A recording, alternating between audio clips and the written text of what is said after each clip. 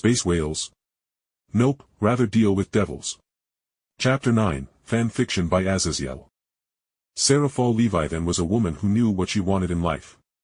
She was one of the strongest devils in existence and was within the top 30 strongest beings in the world, and well into that list. She had stood on a mountain of corpses to get where she was, and all she wanted these days was for devils to quit making trouble for her as the devil's head of foreign affairs, and one last thing. She wanted her sister. As her adorable sister Sona stared down at her angrily with her soaked thong showing under her ultra-short skirt, she could still see the splatters of Jake's white semen on her pantyhose and panty-covered mound as she gracefully stood up and took a seat in front of her sister, uncaring of her nudity and disheveled state.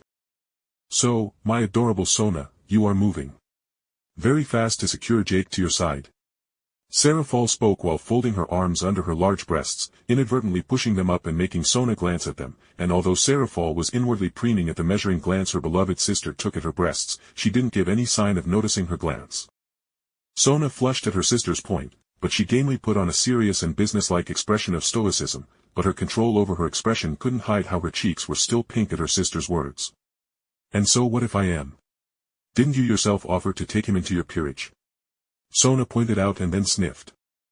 I am merely using my wiles to make Jake attached and more pliable to my desires, Sona said seriously, but Serafall only raised an eyebrow before leaning forward, and before Sona could react she swiped her finger across her sister's crotch making her jolt and moan at the abrupt pleasure, and then Serafall stuck that finger into her sister's mouth, and then Serafall's eyes widened as she could feel with her potent magical senses that Sona's magical depths actually grew slightly by ingesting Jake's semen.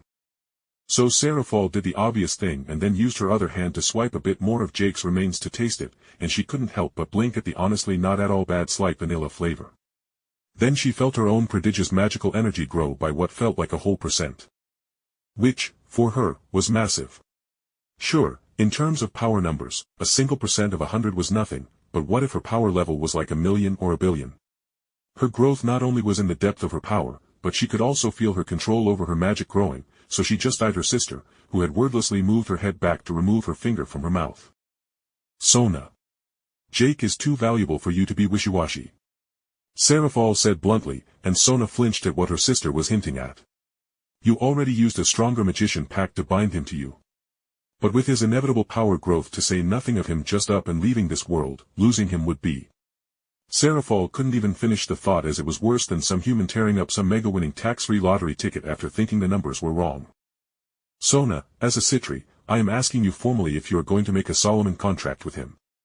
If you cannot, I will seek him out in order to teach him the key of Solomon to bind devils to himself to gain their powers, and in turn, with him inevitably falling in love with you or maybe even myself, we will grow in power.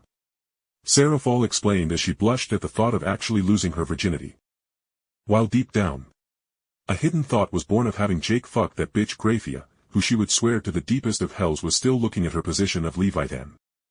The Key of Solomon was a ritual that Lucifer created when he saw how God favored Solomon so greatly and desired to bring that being that didn't even seem to be human to depravity.